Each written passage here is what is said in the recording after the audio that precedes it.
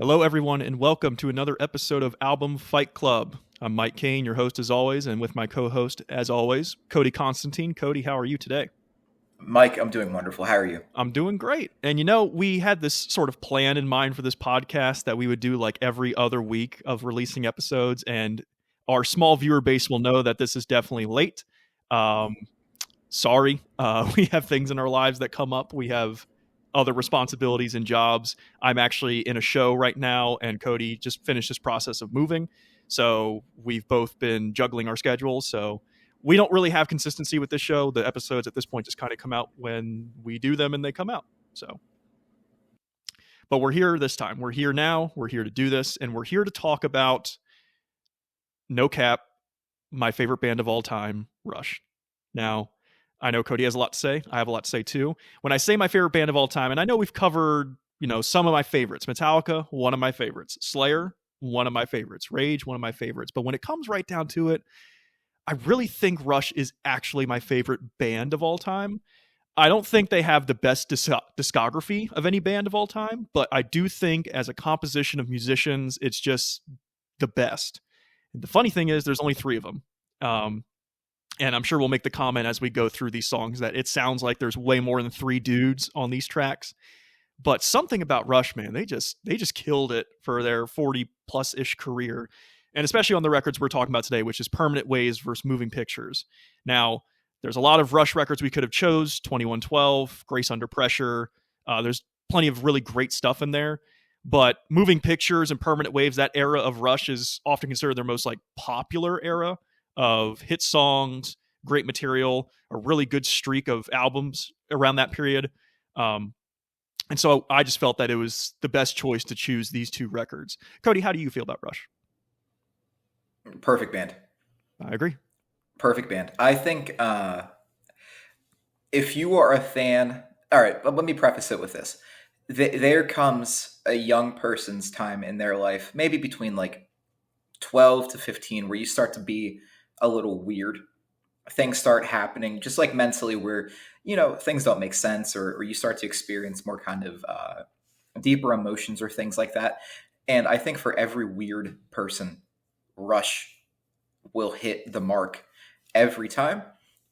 Historically, Neil Peart writing lyrics about ostracization and not fitting in, or writing these really grand stories on top of Geddy Lee, who is obviously the master, handling singing, playing the bass, and not just playing root notes and fifths, but playing very interesting, truthfully hard melodic lines and keys, which is incredibly impressive. And then finally, in my opinion, the most underrated guitar player in the history of rock and roll, Alex Lifeson, who never oversteps. Going from Rush, the first record, all the way down to Snakes and Arrows, he never once, they never step on each other's feet. And it is impressive because, as Mike said, they were a band for 40 years. That's something that you do, and you don't overstep on it. It's incredibly impressive. It's funny how you mentioned Alex Lifeson is the most underrated guitar player in rock, which I have to agree, only because, he is incredible in a group of literally two of the most incredible musicians on their instruments. Obviously, Neil Peart, what hasn't been said about him in terms of his drumming. Geddy Lee's bass playing is ridiculous. And then you have Alex Lifeson, who's just as good as those guys on guitar, but in the camp of Neil Peart and the camp of Geddy Lee, it's drummers roll around, Neil Peart, bassists roll around Geddy, but there's other guitar players to roll around other than Alex, like Jimi Hendrix, Eddie Van Halen, all these other people. So he's usually not in that conversation when really he should be, because he does so much great stuff on all the Rush records. Well, I mean, even if you take a peek back a few records ago and you look at a masterpiece like La Villa Strangiato, that could be a masterclass in emotion and pacing and timing in a solo. He carries that song. He carries the first 4 minutes of that song. That's not something that should be overlooked when of course you have a band that, in my opinion, has no bad record. They just have a couple missteps here and there. Mm-hmm. Completely agree. Have Yeah. you seen the Rush documentary Beyond the Lighted Stage? Oh, Man, don't even. what a good documentary, dude! Like so good. And what's funny is you mentioned La Villa Strangata, and they have Kirk Hammett on from Metallica, and he just like spends a minute talking about how influential that guitar part was on that song. And he's like, he could have done it so overblown, he could have done it so like phonetically, and he just understates it. He just underplays it and allows emotion to build up. And it's like, you're right. It's just Yeah, and when he's doing those volume swells where he's just going from the clean tone, but he's riding the volume so it gets that gain. Oh, mm-hmm. it, people have spoke about Rush ad nauseum, and Rush fans are some of the most dedicated fans in the world. But as solo musicians, they all deserve equal credit for carrying it as long. And I think there's only one Rush song that has somebody else on it, which is "Time Stand Still," which has the Amy from like level 42 or something. Yeah, That's it. I know. There's that rap song on Roll the Bones where I don't think it was Getty who did. If Yeah. I could be wrong. And then their first record didn't have Neil Peart on it. It had I think his name was. I'm gonna blank on his name, so I'm not even gonna try. But from the second album on, Neil Peart was there, and literally it was the three of them until unfortunately Neil Peart passed in 2020. And so they obviously threw the towel because there was no Rush without Neil. There's no Rush without Alex. There's no Rush without Getty. So I think they No, definitely made the right move. And they obviously have a catalog of masterpieces to like end their career on. I agree. And for the deep Rush heads, maybe at episode 50 we'll do Counterparts versus the record that Roll the Bones on, Roll the Bones. just for fun. Yeah, that's Roll the Bones. okay. Yeah, Yeah. this is off tangent, but that's actually my least favorite era of Rush. I see there's 5 eras of Rush, and that one's just happens to be my least favorite. That's fair. You know, it is what it is. Today, though, we're talking about era 2, which is that period from like Farewell to Kings, Hemispheres, Permanent Waves, Moving Pictures, like that 4 album streak that they did, where they sort of abandoned the 21-12 mantra of like, okay, a whole side. Well, they did it on Hemispheres too, but you see this clear shift in terms of like they start making radio hits, which we'll get to the first matchup when we get there. But the thing about this matchup, it's sort of the same vein as it was for the Rage Against the Machine one, where we have 2 records and one of them happens to be 1 track longer than the other. In the case of this matchup, Moving Pictures has 7 tracks, whereas Permanent Waves has 6. So I talked to Cody about this about like I think a week ago, where I said, okay, I think we have to do another cut a song thing. And I said, there's only one real choice here. And when I said it, Cody's face was just like, are you serious? We're cutting that one. And I think it's only fair. Now, here's the thing. There are no instrumental tracks on Permanent Waves of where it's just straight instrumental, no vocals. There's one on Moving Pictures, and it happens to be one of the greatest instrumental tracks of all time in YYZ. So I think it's fair to cut it from the track by track, but we need to talk about this song. Honestly, I don't even know where to start with it. Maybe you have a thought, Cody, right off the bat. Okay. If you were a fan of music, everybody should sit down and learn how to play YYZ on your respective instrument. Mm-hmm. If you are a drummer, it is a masterclass in rhythm, in technique, in tension, in being able to speed up, slow down, tempo changes. If you're a bassist, like myself, this is one of what I like to call the standards. So it's NIB by Black Sabbath. It's Hysteria by Muse. It's Money by Pink Floyd. You know, it's Rio or Hungry Like the Wolf by Duran Duran. And Love Will Tear Us Apart. It is one of these songs that one day someone will come up to you and go, hey, we should jam on YYZ. And if you're able to pull it out, if you're able to pull out those double stops and those speed licks in the middle that Getty is doing by himself, where he's holding Alex back, he's holding Neil Peart back, and you're able to pull that off, you get credibility. And it's honest credibility. It's not, look how cool these effects are. It is, I have mastered the fretboard. And if you're a guitar player, this is the best song to learn to understand string spacing, to understand how to do alternative picking. Because for almost the entire track, Alex and Getty are clicked in together. And it's just this, it's like if you took a blues jam, like if you took like a backroom blues jam and you just made it fucking gnarly. But the cool thing about YYZ is that it never overstates.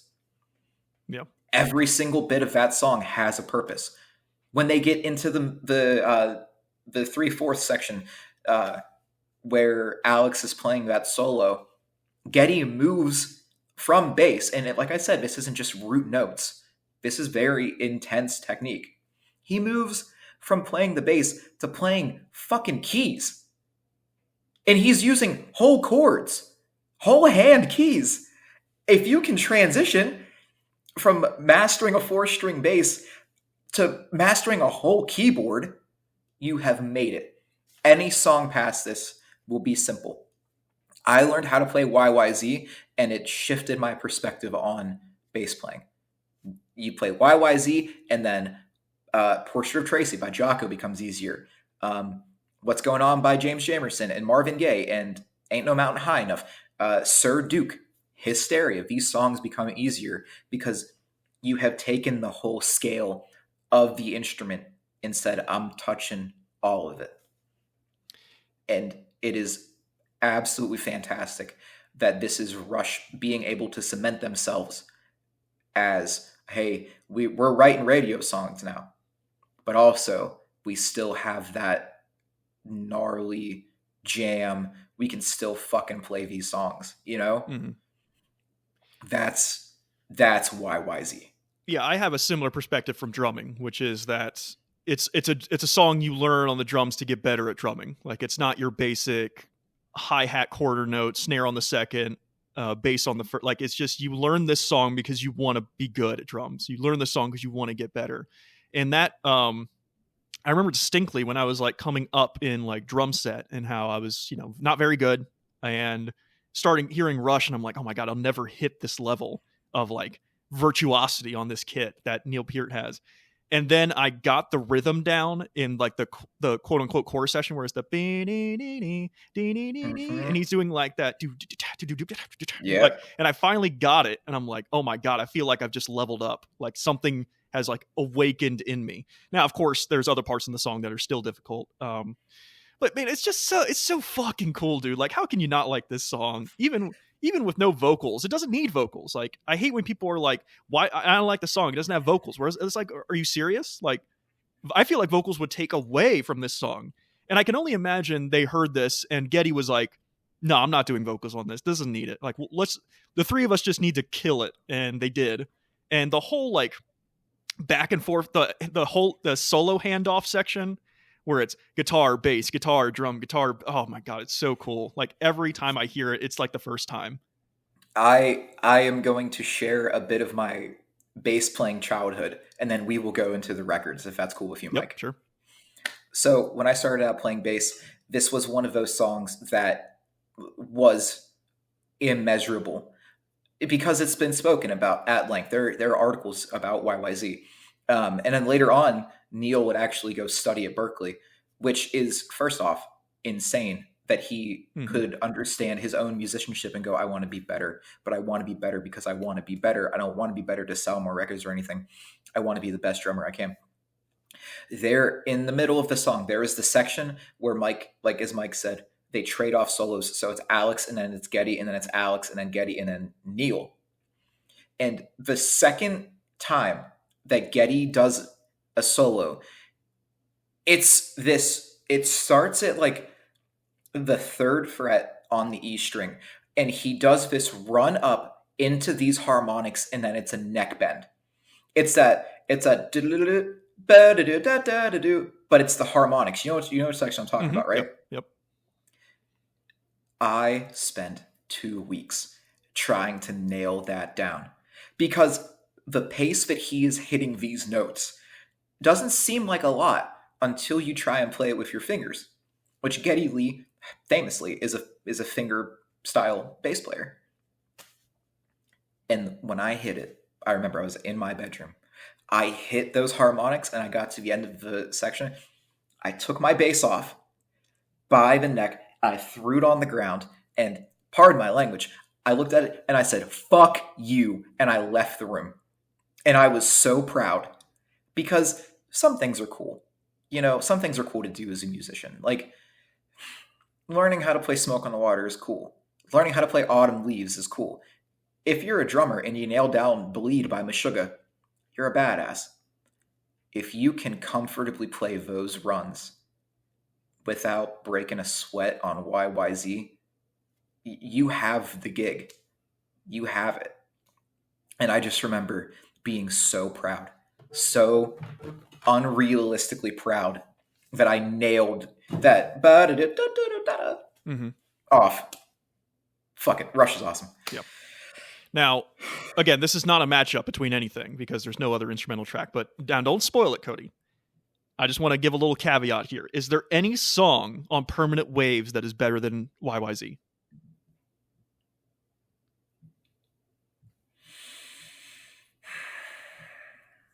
Now, if there is, don't spoil what it is, but just say yes or no. I'm going to say no, but I have one that contends with it. Okay. Yeah. I don't think there is one on Permanent Waves that's better than YYZ, which perhaps is a good caveat to why it's not included in a matchup. But I think, again, more fairly, it's just there's no instrumental tracks, so there's no real clear matchup it has as opposed to some of these other songs. YYZ is a huge feather in Moving Pictures' cap. You can't ignore it. And depending on how the track by track goes, honestly, YYZ is just such a huge haymaker of a track that, like, it might not really matter, but we'll see how it plays out. So there's going to be some switching around of tracks because of the way these albums are structured. For the first few songs, they're going to be just track one, track two, track two. But then when we get to the second halves of these, they'll start mixing up. But track ones on both these records are like two of their mega hits, which is Spirit of Radio versus Tom Sawyer. Again, probably their two biggest hits, if I'm forgetting one, but like, you think of their radio hits and these are the first two that just immediately get thrown at you, which is hard for me again, because I love them both. This is tough. I love both these openers to this, and I think they're both perfect openers. The whole, like, the triplet thing that Alex, like, it's, and then just the band comes in, perfect opening to Permanent Waves. And then with Tom Sawyer, you just got the synth, and then Neil doing the ride beat. It's just like, that's a perfect opener. Spirit of Radio does a lot of interesting, like, cinematic moments. I mean, there's that part where it kind of turns reggae, and then Geddy has that part where he says concert hall, and like it, like the crowd comes in, which was just like, it's a studio song. Why is there a crowd here? But it's a very progressive song, which Rush was known for their progressive sort of standards. And it's cool that it's a radio song that's as progressive as it is in terms of like prog rock. Whereas Tom Sawyer is very straightforward. It doesn't really prog much. It has certain movements, but it doesn't change up the formula quite like Spirit of Radio, in my opinion. So I like Spirit of Radio for that aspect.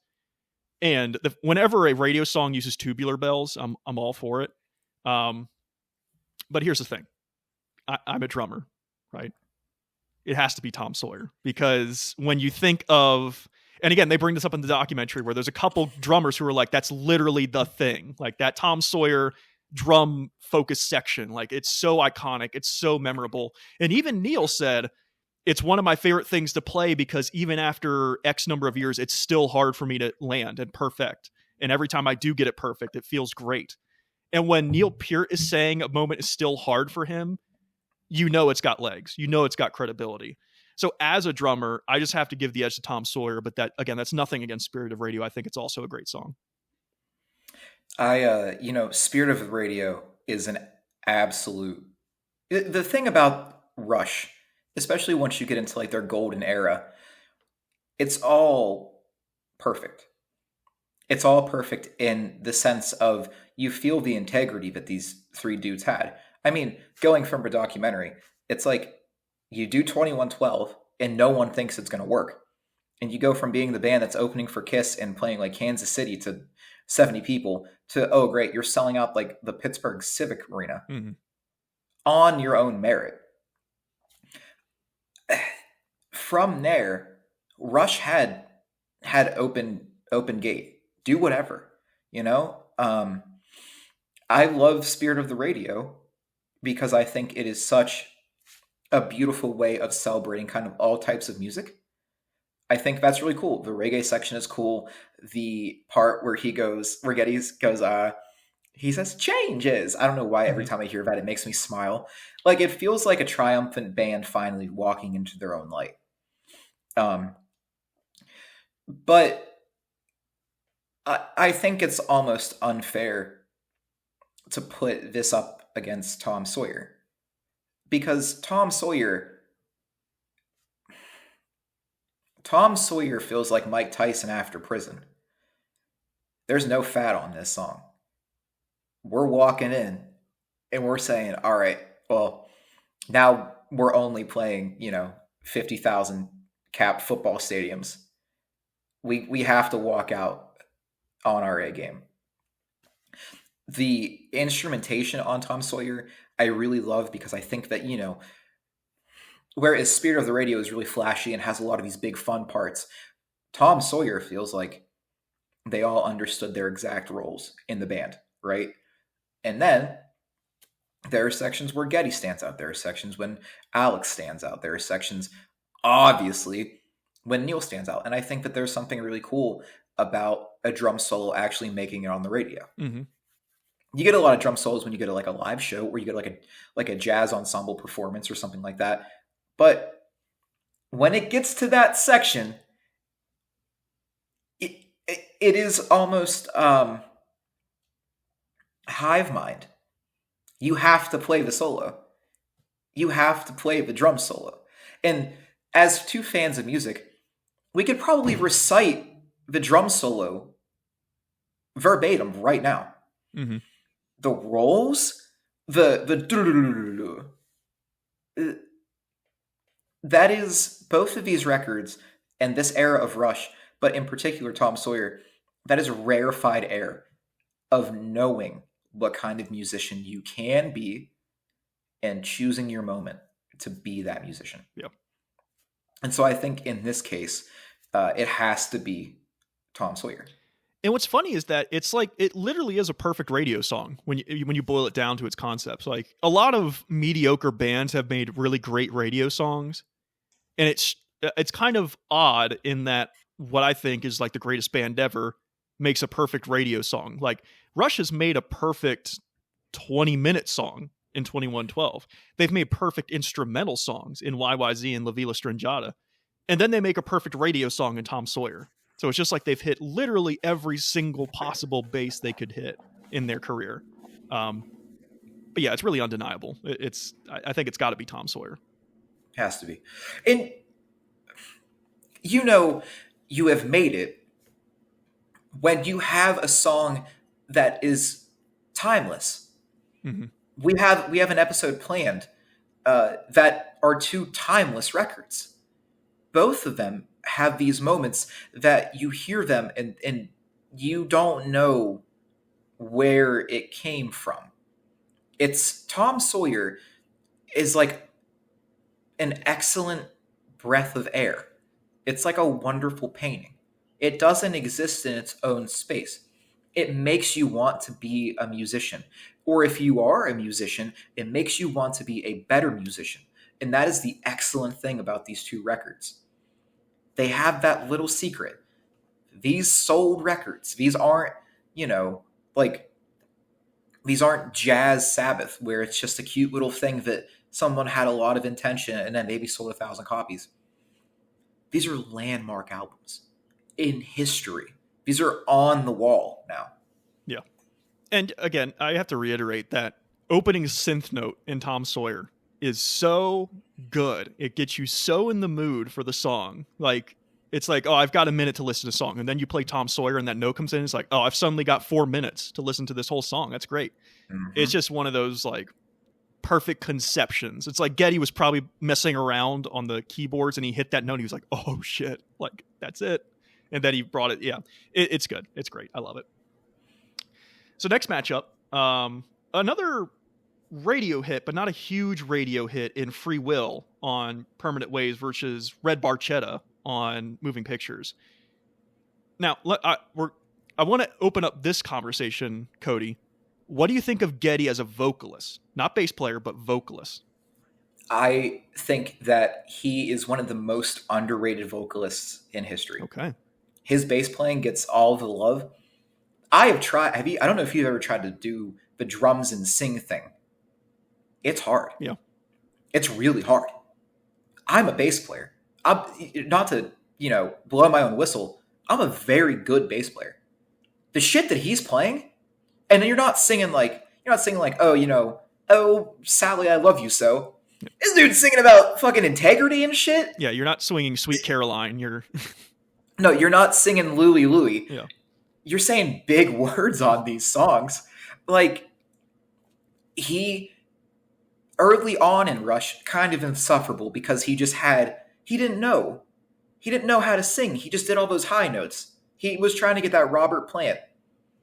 You get to this and you can feel him kind of breathing and being like, I've been a band for 10 years. I'll sing how I want to sing, And it's I bring that up for these songs here because both these songs have moments vocally where I'm like, God, like he's killing it. He's crazy. And yeah, at first glance, Geddy's vocals are very odd. They're very different. They even have a whole section on the documentary where they jokingly make fun of his vocals, but it's the same people who turn right around and go, but you know what? Actually, his vocals are pretty amazing and pretty great. There's that section in Free Will where it's after the guitar solo, and I'm not even going to attempt it because he goes into such a high register, if you know what I'm talking about. And it's like he's going in this like super high octave register, and it sounds like he's like on the mountaintop, just like preaching the commandments out to the people below him. And it's this incredible killer moment. And then in Red Barchetta, I think it's after the solo where he goes, suddenly ahead of me. And he does like this like chord jump thing. It's like, it's cool, man. I don't understand. I understand how people don't like his vocals, but I don't understand how people can say he's bad at vocals or that he's a bad vocalist or that he's not good at it. I think he's amazing at it. And like you said, on top of playing bass at the same time, we had the episode about Slayer. Like Tom Araya is a good bass player, but he's not Geddy Lee in any stretch of the imagination, but he's also doing vocals and bass, whereas Geddy Lee is doing vocals and like god tier pantheon bass playing. It's one of those things. I don't know if this is an easy matchup for you, but again, this is another one where it's just not quite so easy for me. So I like Red Barchetta. I think it's a really good song. The intro is really nice, and I like how the song flows. Free Will is a song that is like embedded in my soul. That's actually the first Rush song that I ever learned how to play because that bass is so punchy. There is this really cool section though in the beginning of Red Barchetta where he's doing this he does these like chords, and it's really secret. It's cool because he does this little like ba ba ba da no, and you're just like, where'd you pull that from? Where'd these like really nice just slide, and they're sliding chords, which is kind of hard to do on a bass. And it's like, it's cool, but Free Will, I think, is just the better song. And it's funny because like you said, this is one of those radio songs where it came, but then you listen to it and you're like, man, you guys are actually saying something here. Mm-hmm. Like my favorite Rush song of all time is Subdivisions. That's a song where, yeah, you can play it on the radio. We're saying something. Yeah. Talk to your friends. Talk to that weird kid. That's another reason I think I would give the edge to Free Will as well, partially because of the lyrics. I think it's the chorus in particular where he's just talking about, if you don't decide, you still made a choice, like all these like concepts of having free will and all this stuff. It's like, man, you guys got this on the radio, my dude. Like I'm over here listening to, Hey Delilah, and you're over here talking about, free will and what it means to have a purpose and like thought patterns and stuff. And it's like, that's cool, dude. A lot of people say Rush is a band for nerds and geeks. And like, yeah, that's true because of what they talk about. But I think Rush is just a band for every man. I think it's the band for people who struggle in life and have larger concepts than themselves. I think Rush is your band. Whereas Red Barchetta is just talking about this cool, like, cars are outlawed, so I'm going to take a joyride with my uncle's, Red Barchetta in the desert. It's like, it's cool. It's not really saying anything beyond just what it is. And so I think I would give the edge to the free will just for the lyrical content, beyond the fact that it's a great song too. Now, this next matchup is a little interesting, isn't it? I think it is. Would you like to open it? Yeah, so this is so we're doing Jacob's Ladder, which is a very long song in comparison to Limelight. And I think that's a very interesting matchup here. If I could. Limelight got a little... Yeah, go ahead. Just to jump in real quick, and then I'll give it back to you. The reason Limelight is matching up against Jacob Ladder, because we took out YYZ, which normally would be the track 3 spot. But in removing YYZ, we've just moved the songs upward.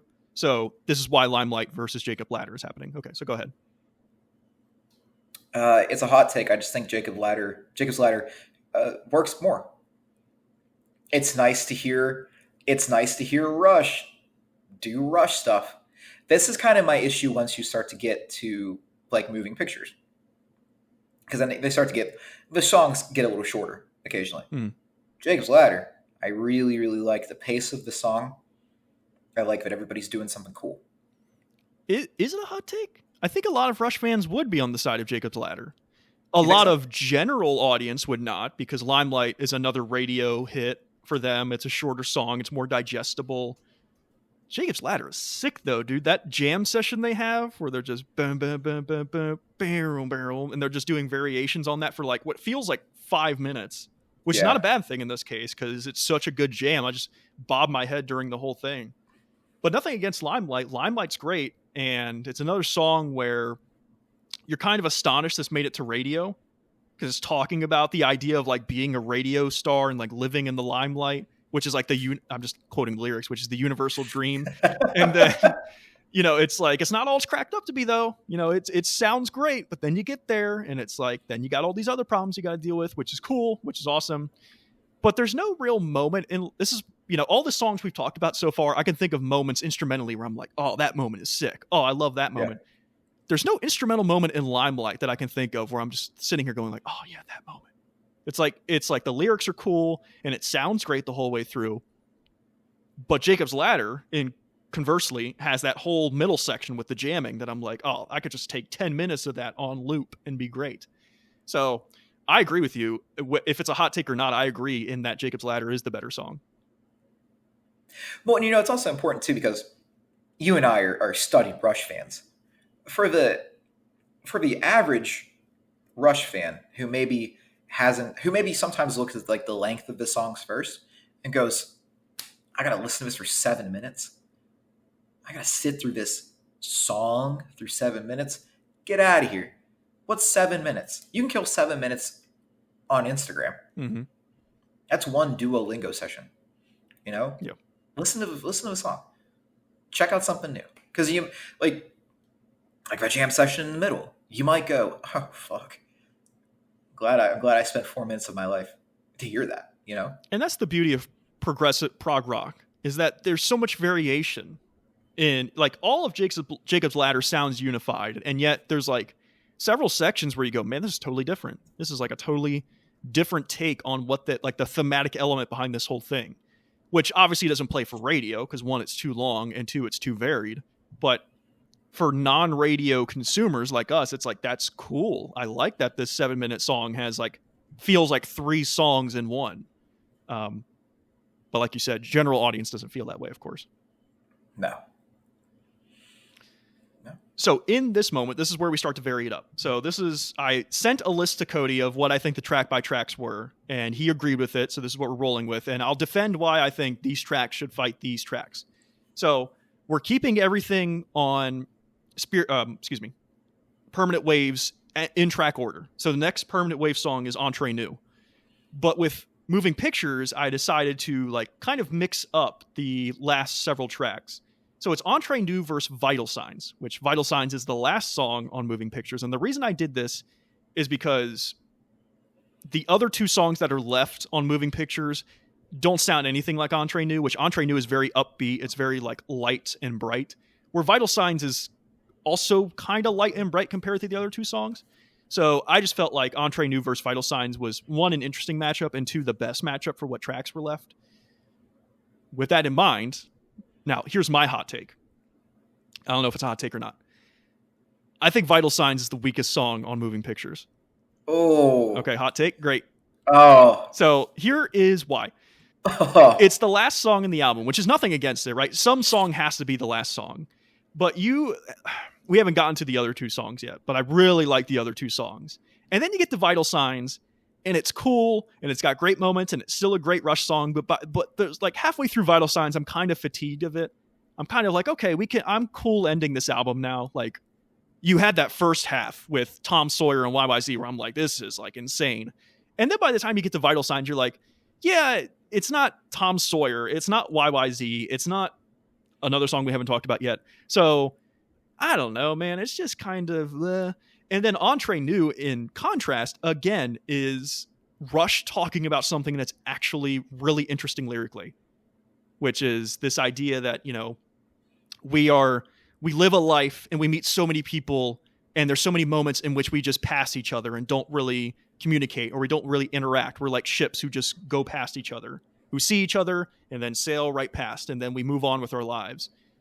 But maybe we should take a second to like really just talk to each other and really like get to know each other, which I think is a really cool message, a really cool idea. And to take it on top of the instrumentation, which sounds radio, but was not a radio hit for them for whatever reason. I think this could easily be a radio song and do well. Obviously it wasn't. They just chose to go with other songs on the record. But I think in this matchup, for me, it's more the lack of Vital Signs than it is the value of Entree Nous. So I think in this matchup, it's just because Vital Signs I'm just not the biggest fan of.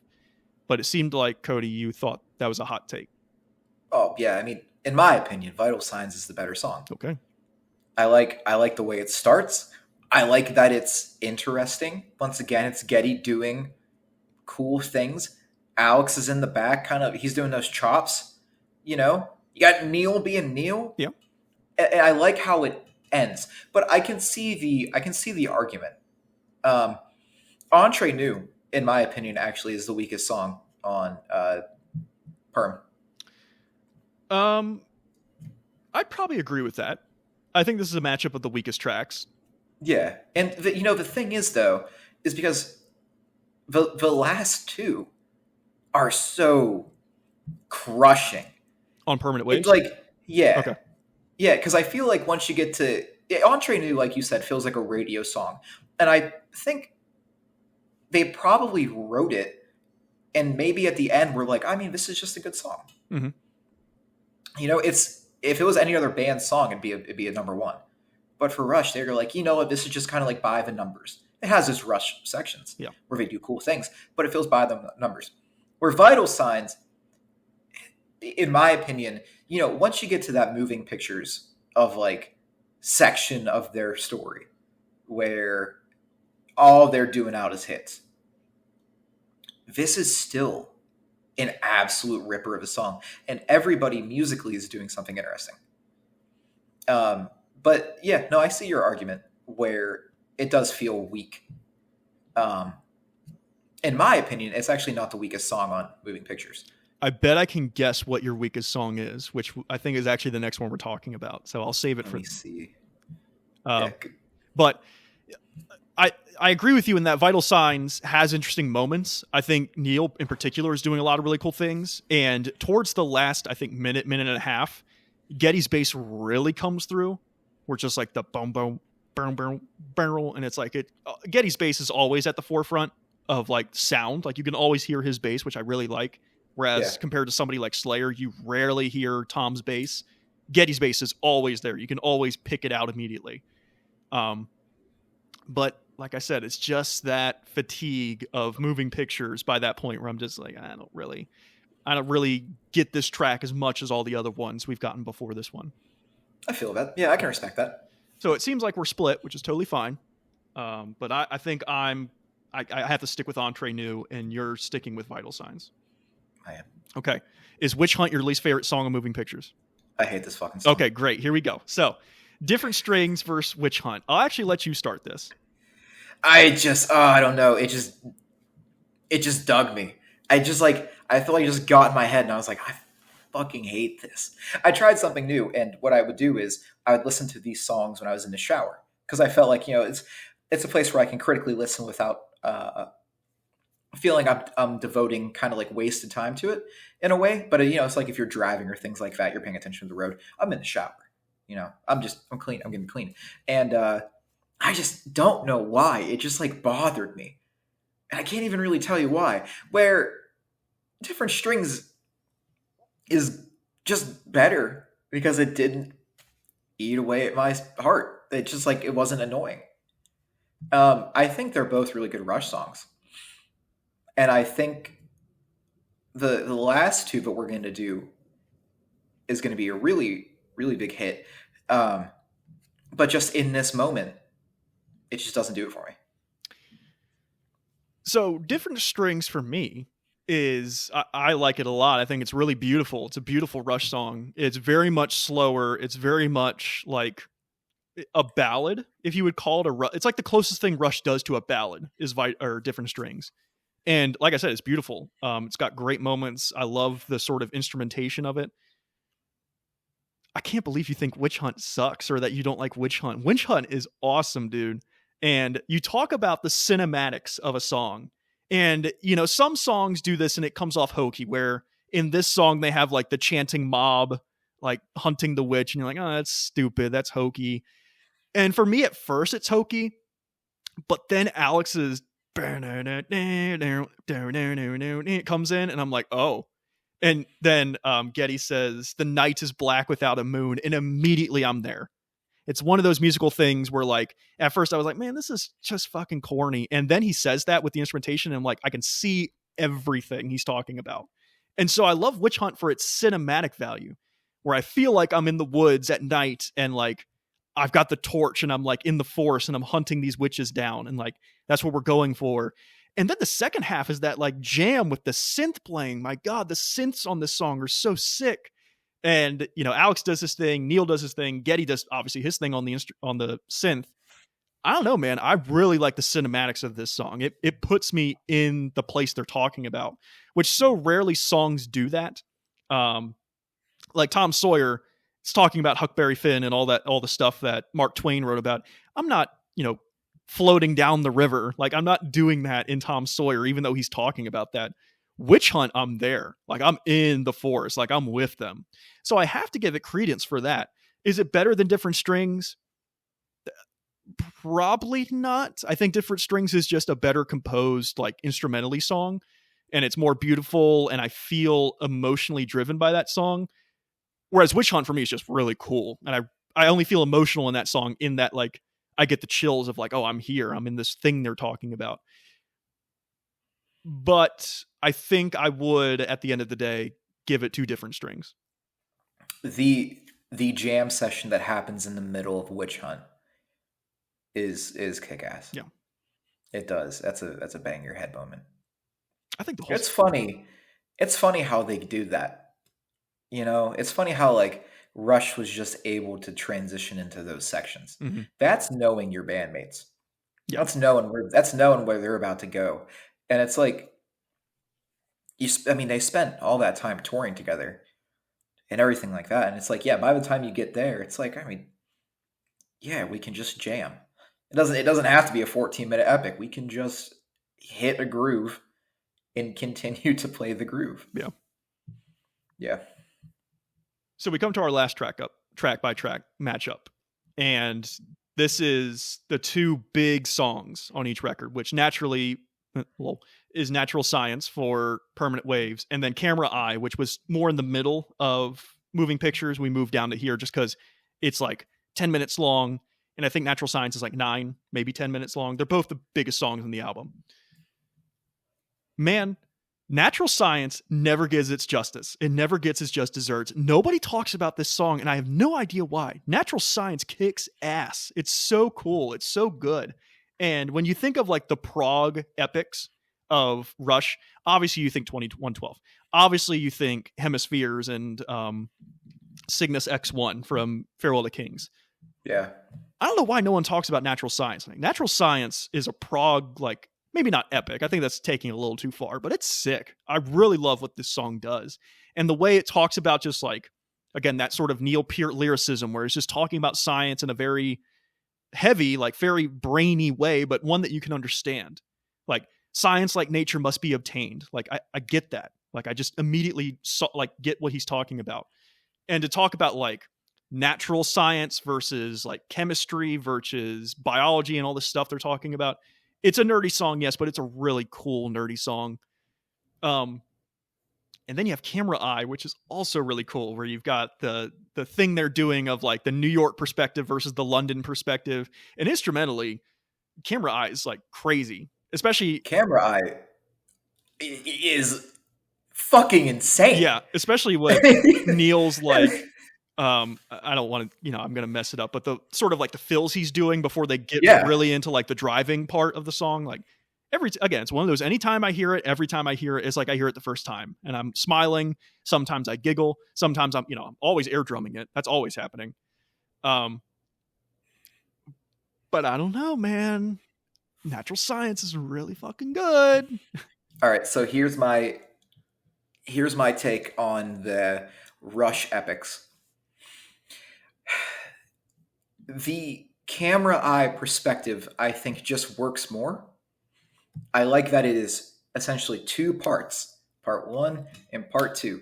I feel like with Permanent Waves and with Natural Science, it takes so long to get to a part that I'm like invested in. Where Camera Eye picks an intensity and then it continues to add to it. Natural Science is a good song, but of all the super sci-fi Rush epics, it's my least favorite of them. Man. Where Camera Eye works on every level. I love the riff that they are playing. Mm-hmm. It's like so busy. And then Getty is singing on top of it, which it's hard to do. I keep saying this, but it is really hard to do. And, they do the Rush things, but I think that this song does it better. That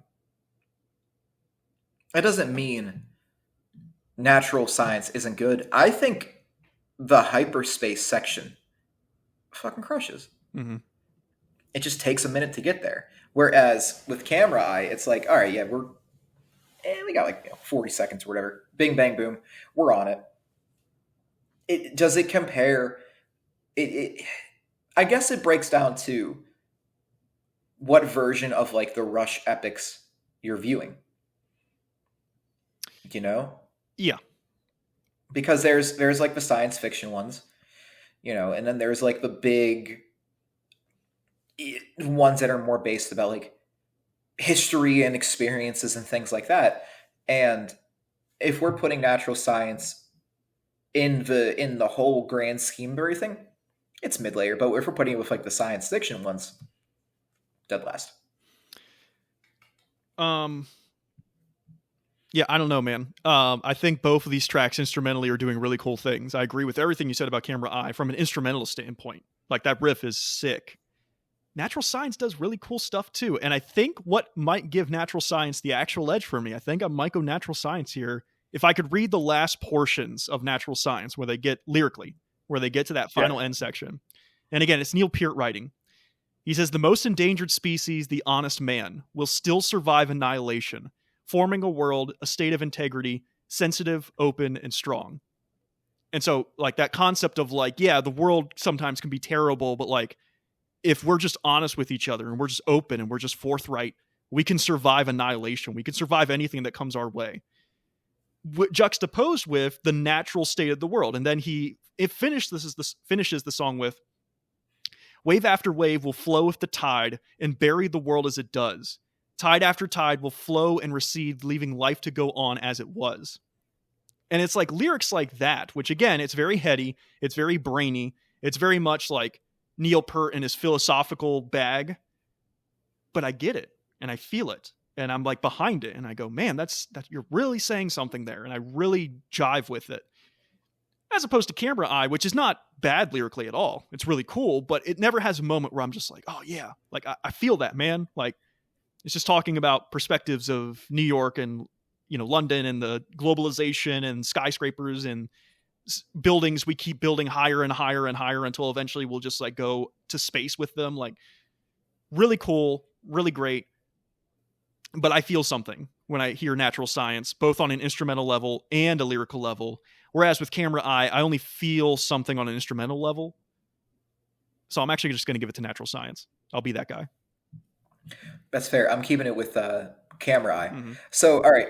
Now, here's the problem then. Because where are we at with the voting? So I literally have 5 tracks on Permanent Waves that I gave the edge to. You gave it to 3, and then you gave 3 to Moving Pictures. So you're split in terms of that. For me, I literally have 1 on Moving Pictures, which was Tom Sawyer, that got the edge for me. But we had that caveat that we started with that I think you'll bring up. Yeah, how much is YYZ weighing in on this? Oh man, because I will agree with you. Moving Pictures to me has always felt like not settling. But do you know whenever someone finds their true purpose, mm-hmm. and they're aware of it, that all of the extra effort, although exciting, may not be necessary? Sure. It's like I can use a hammer and a nail, or I can use a brick and a screw. You know, they both do the same thing. One is just easier. Yeah, one makes the job simpler. Yeah. Moving Pictures has always felt like final form Rush. In terms of, you know, Neil is writing these really beautiful songs, writing these big effort things. Permanent Waves, though, has always felt like most effort Rush. Like they're firing on all the cylinders, which is funny because then you watch the transition into Moving Pictures. And I think that's why it opens with Tom Sawyer. Because it's final form. We don't have to write a 40-minute jam. We don't have to write a 20-minute jam. Fuck it, 1 synth note. Kids are on their feet. Mm-hmm. Boom. I've always felt, though, that Permanent Waves is most effort. And for that reason, I think that Permanent Waves is better. Okay, interesting. Moving Pictures is like it's like Muhammad Ali on a good day. Permanent Waves is like young Mike Tyson. You know? He's gonna win. He's putting it in. You know, whereas Moving Pictures felt like I said, they knew exactly what to do. Permanent Waves feels like that last bit of like, fuck it. We're going to try something, you know? But I don't think we can which I don't think you answered this question, which is the one you posed, which is how much does YYZ weigh into this? It weighs a lot. Because here's my perspective. YYZ, I'll say, is, as far as these 2 albums are concerned, it's my favorite song on either of these 2 records. It's just that good. Yeah. And if it was YYZ versus anything on Permanent Waves, I don't think YYZ would get beaten by anything. However, if I were to add YYZ back into the track by track, that gives 2 to Moving Pictures and still 5 for Permanent Waves. So it only seems fair to me to say, from my perspective, that I value Permanent Waves more simply because more songs I value than the ones on Moving Pictures. Now, again, YYZ's doing a lot of heavy lifting there, and it almost raises it beyond what Permanent Waves can even do. But it's basic math. It's 5 versus 2. And if it were like 3 versus 4 or something, then yeah, it'd be a little different. But even adding YYZ back in, it's still a bit of a landslide in favor of Permanent Waves for me. So I would give the edge to Permanent Waves. But like you said, there's nothing against Moving Pictures. Moving Pictures is Rush at peak Rush. It's the one that really broke through and really made them a household name. It is. And, you know, at the end of the day, the really interesting thing about Rush is almost has the same issues like a Black Flag does. There's so many eras. You know, there's Young and Hungry, where they want to kind of have like a Led Zeppelin thing, where they don't really know their footing. And then they slowly start to get more progressive. And then there's that huge progressive era where everything is epic and it's all experimentation and making these really landmark songs that would be appreciated later. Mm-hmm. Whenever the you know, the shitheadedness of zeitgeist people being like, oh, this is just bland old guitar music. It's like, no, these songs kick ass, dude. Stop being an idiot. This is a jam. It's a bop. And then you get to this era where, dude, it's all hits. Mm-hmm. I think that it just matters on what camp of Rush you're in. Because if you're in the later camp where they get real, you know, Geddy Lee starts playing the wall bass and he starts getting real jazzy and everything is like real sing-songy, a lot of chorus and things like that, you might not like either of these records. I'm in the camp of going from 2112 forward. And there's nothing wrong with that. I think I prefer Moving Pictures, like as a Rush fan. Mm-hmm. But in the spirit of this conversation, Permanent Waves outweighs it. Yeah. You know? So I have 2 more points I definitely want to talk about, which the first is packaging. I don't know how you feel about this. I really like both of these records from a packaging standpoint. I think both album covers are really cool. You got Permanent Waves with that sort of like very strange image of the woman who's like smiling, and it's sort of like that 50s era look, and yet everything behind her is just like devastatedly destroyed. And then you have Moving Pictures, which is literally just a bunch of guys moving pictures into what looks like an art museum or something like that. But man, my 2 favorite colors are red and black. Rush's logo, or just Rush in red against a black background on Moving Pictures, looks so good. Yeah. It's just one of those like simplistic things where I like see it. I'm like, oh, like that color scheme is awesome. It's so good. And I don't know, man. This is one of those things where like color does it for me, which sounds so odd because it's so simple. It doesn't even take up much of the cover, but just like that's one of my favorite like images of like the Rush, just like Rush, red lettering, black background. Like it's just cool. Well, it's funny because it's weird that Rush have a record called Permanent Waves, and then later they name one Power Windows. Mm-hmm. That's always bothered me. Why do you have 2 PWs? No. It's just a weird thing, but like looking at a band's discography, it's like, why are there 2 PWs? I've always had a secret headcanon about the Moving Pictures cover. I've always thought that the people who are moving those pictures are the forefathers of the priests of the Temple of Syrinx. Oh, from 2112? Yeah. And I've always thought that was their little way of being like, you like being like, the nerds will still get this. Because I think one of the pictures they're moving is Starman from 2112. Yeah. But no, I think that Moving Pictures, the album cover is so, like I said, final form Rush. Permanent Waves feels like, it looks like it could be like an Offspring album cover. That is a good point. You know? Yeah, I can see that. When you look at the Moving Pictures album, what does it say? Rush. Moving Pictures. It feels like that end level of we know exactly what we need to do. Mm-hmm. But I think they're both really cool. I think I would like the Permanent Waves cover more if there wasn't the title on it. I've always been a fan of album covers that are just a picture. Yeah. Like like this behind me. This is Survived by Touche Amore. I love this picture because it gives you a feeling of like this like drab darkness, but at the same time, it's like you could use it if you want to make this just a picture. It'd be a cool picture, Mm-hmm. you know.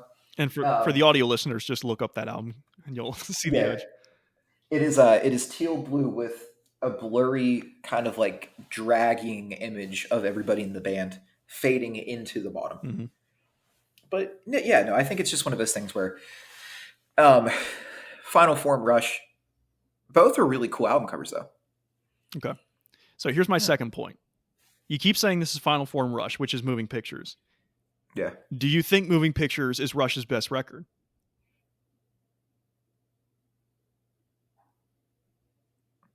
No. So it's not Final Form then, right? Final Form in terms of knowing exactly what they need to do. Mm-hmm. I think if you put the conversation of Rush into its like I said, eras, Final Form doesn't mean most effort. I this is a fucking hot take, but 2112 always holds it for me. Mm-hmm. Sure. Which a lot of Rush fans would agree. The scale of it, you know, I alluded to it earlier, but hopefully next episode, we're going to talk about two very, very large form records. I've always been a fan of make it big, make the songs long, don't give me a lot of them, you know? Mm-hmm. And I just think that for everything else, when you look at their history, right, you can pull one or two songs from every record. You look at 2112, though, you could slam that fucking thing on a greatest hits package and say, hey, we're selling this. Mm-hmm. You know, I think that, God, you brought up a really interesting point, though, and I feel the need to elaborate on this. Just because you have reached, as a musician or as an artist, as a painter, whatever, as a poet, when you reach that point of what I like to call final form, where you're firing on all cylinders, but it's because you know how to cut the fat, I never believe that is almost like your best effort. But as a fan of music, I've always been more interested in integrity, in like the willingness to try something new. Like, for example, a lot of my favorite records are really heavy, super emotional things.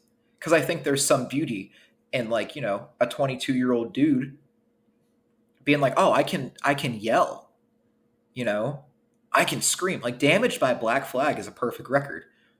Not because all the songs are cohesive or anything like that. When you're 13 and you're upset and you first realize what aggression truly is, you listen to fucking Damaged and you go, I understand this. This speaks to me. Just like Natural Science speaks to you. Mm-hmm. And it is important to know when you are at that point of, I don't have to put the stress in.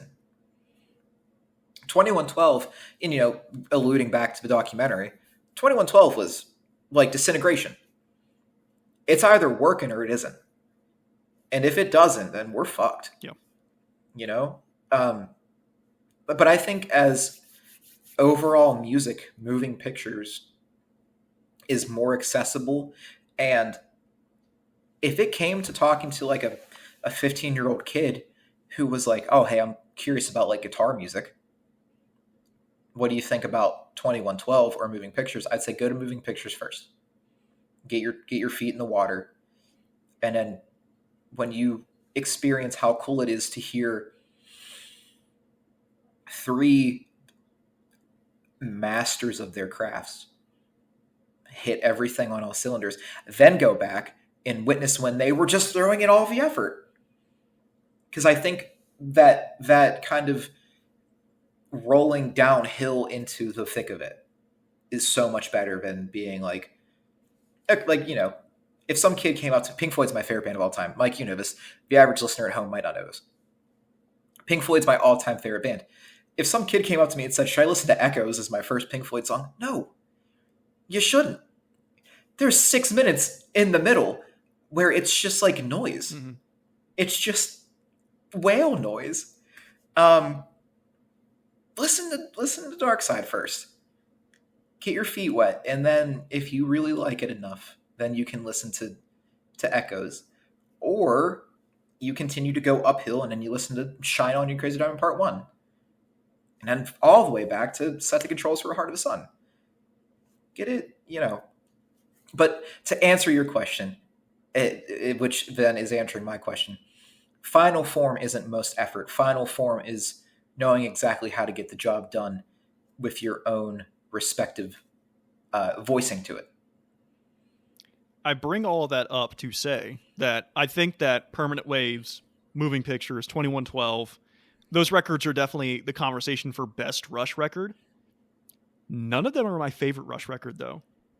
My favorite is actually Grace Under Pressure, which I don't know if you're well-versed in that album.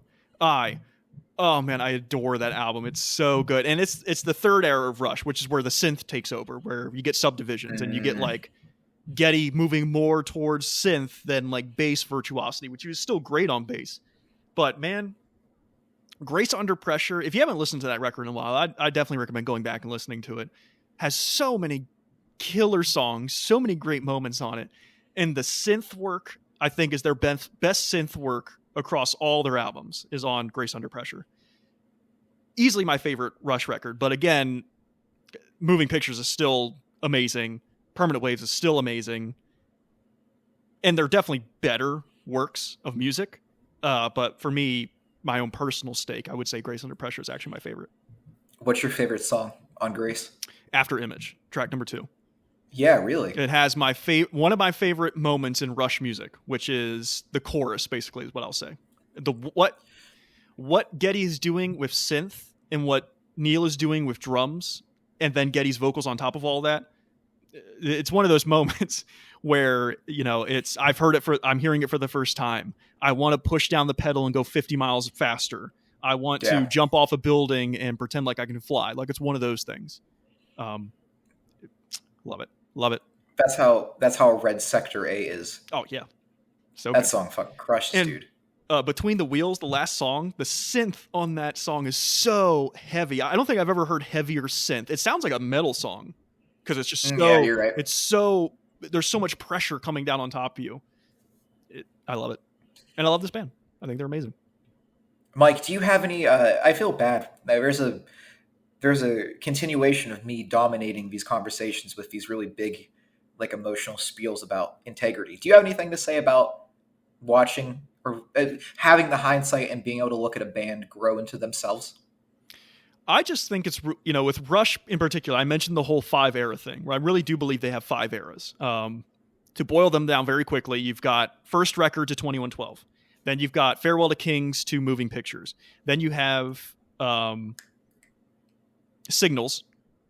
Signals to Hold Your Fire. Then you got the 4th era with like Counterparts, Roll the Bones, Test for Echo. And then you have their comeback after Neil lost his wife and daughter with Vapor Trails, and then when they finished their career. I really like Rush in that in every era they're doing incredible things. You've got bands like Metallica, where you've got their load reload era, where I've mentioned on the first episode, I'm not a fan of that at all. I think Metallica really shit the bed when they got into that era of their career. Slayer had low points, Diabolus in Musica, not a great record. I'm going to be blunt. Repentless, I'm not even a fan of Repentless. I don't even like Repentless. But with Rush, even their 4th era, which is my least favorite, which has Test for Echo, Counterparts, all that stuff, there's still stuff I like. I think they still got killer tracks in there. And what's even more brilliant about Rush is that they felt very much like Led Zeppelin. They felt very much like the Beatles, where it's these guys. You can't replace any of them. If you replace any of them, it's no longer Led Zeppelin. It's no longer the Beatles. It's no longer Rush.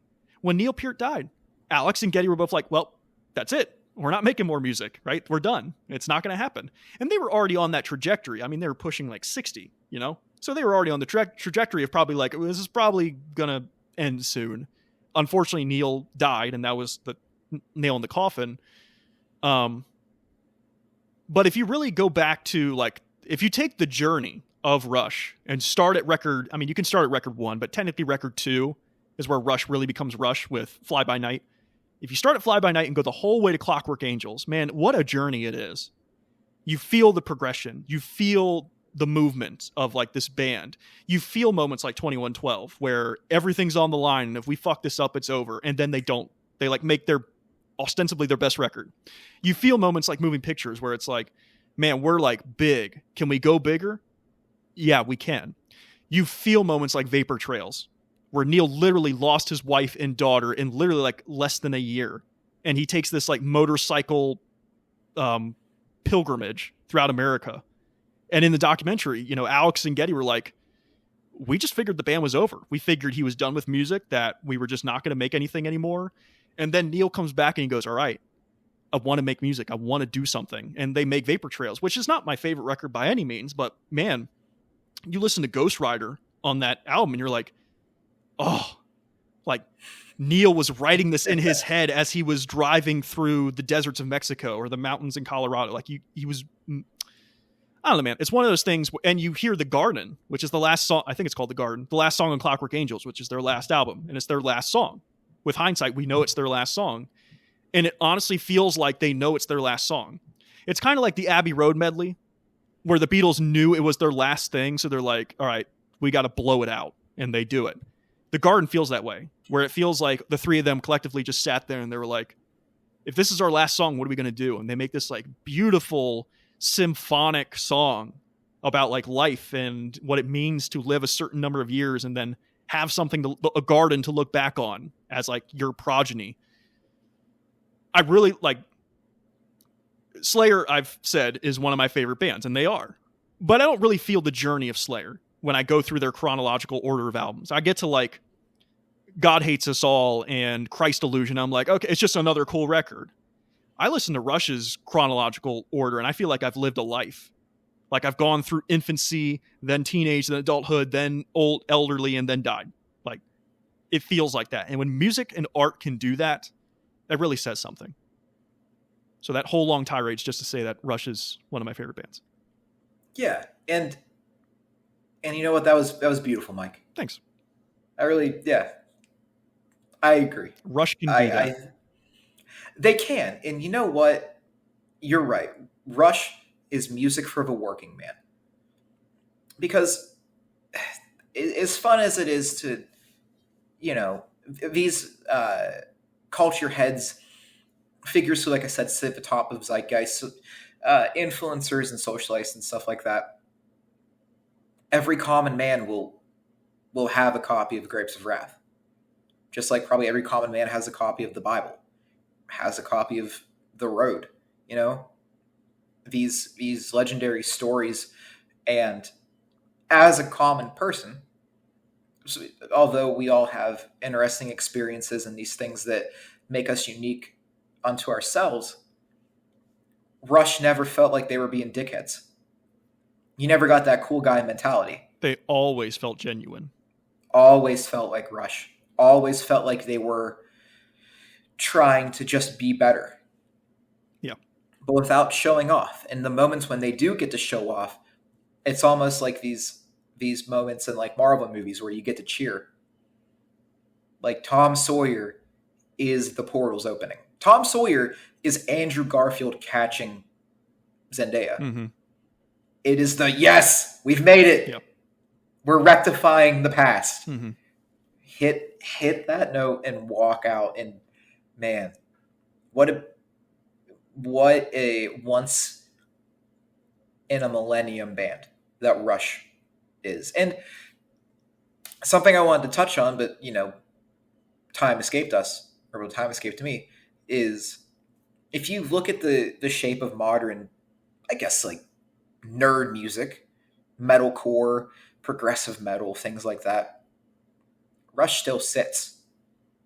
They're still at the top of that mountain. Yeah. And every prog band today would tell you they're huge Rush fans and that they were so influenced by Rush. I mean, every single one. They're one of those bands where everything that came after them that was trying to do progressive music was influenced by them.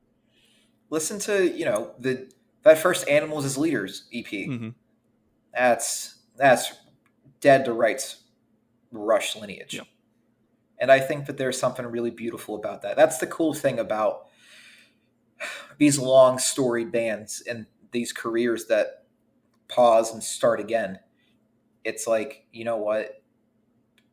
I hope that those three dudes are able to look at what's going on today with even Gojira and go, yeah, we did this. We helped. They're one of the greats for a reason. They are.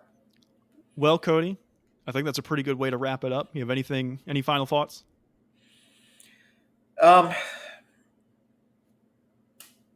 Once again, continue to check out new things.